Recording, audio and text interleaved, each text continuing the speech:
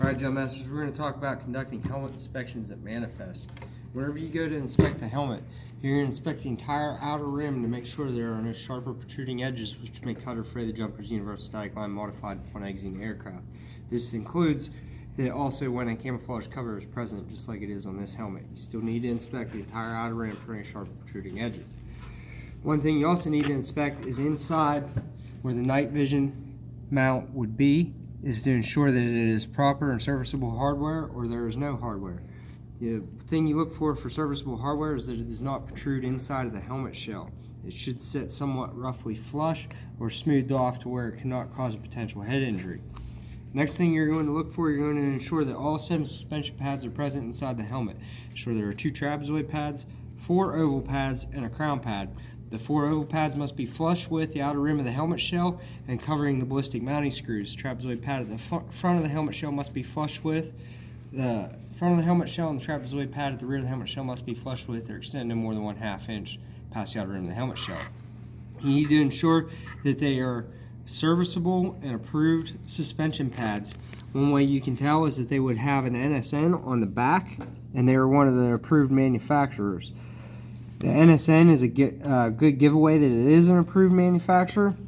However, you need to go ahead and review your approved items list to ensure whether or not the manufacturer is approved if it is present.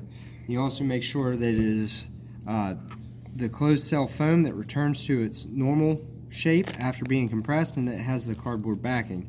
You want to also make sure that it is not separating here at the seam. You're going to do that with all of your suspension pads. After you've conducted your inspection of the suspension pads, you need to inspect all the ballistic mounting hardware for your chin strap assembly, ensuring that it is not rusted, cracked, corroded, bent, or distorted out of shape, and that it is the approved and serviceable hardware for that chin strap assembly. You cannot mix match your ballistic hardware and your chin strap assemblies. So all the ballistic hardware needs to match the same as every other spot, and it also needs to match for the actual chin strap assembly. Here we have the Headlock Improved H-Nape chin strap assembly. One thing on all chin strap assemblies you need to inspect as well is the chin strap fastener. You're going to go ahead and secure it and then conduct a good visual inspection to ensure that it is not cracked or broken. They like to break at these small teeth or here on the edge of the quick release buckles. You're going to inspect and ensure that it is not dry rotted, it's not twisted, it's not cut, it's not frayed, it's not torn. You're also going to inspect if it is the Headlock Improved H-Nape to ensure that it is approved one.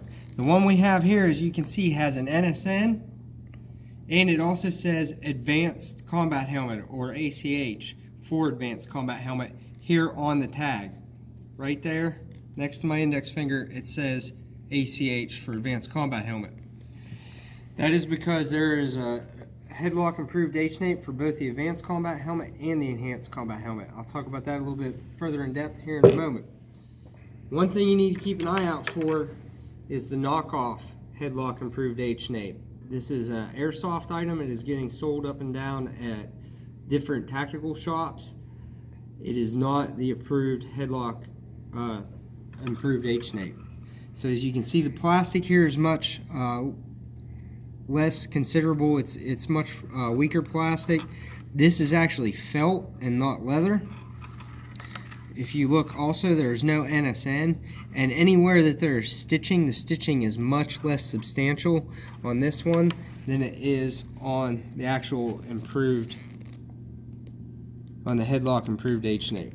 So on this knockoff one, everything is much weaker and cheaper, and it's easy to see.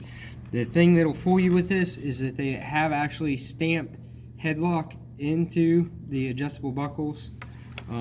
So keep an eye out for this. Always look for that NSN. When it doesn't have it, check that nape pad if it is actually felt or leather, and then take a good look at the stitching in the plastic. That will tell you whether or not it is improved.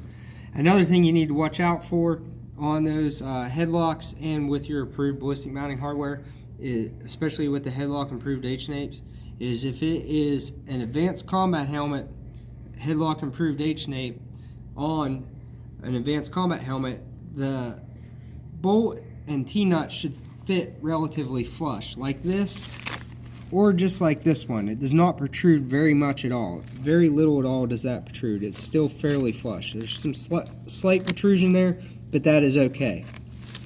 Now, whenever you have the enhanced combat helmet hardware on an advanced combat helmet, it will protrude significantly to where it is more than 1/8 of an inch protruding inside of the helmet shell. This has the potential to cause a head injury to your jumper upon making their parachute landing fall and is not approved. So this is why you got to watch for the enhanced combat helmet hardware on an advanced combat helmet. Then vice versa, when you have advanced combat helmet hardware on an enhanced combat helmet, it actually will not tighten down all the way, and your bolt will be indented down inside of your T-nut and will not tighten down properly and is not secured completely and could potentially come loose or break upon landing on the drop zone. And that is what you're inspecting helmets for at Manifest.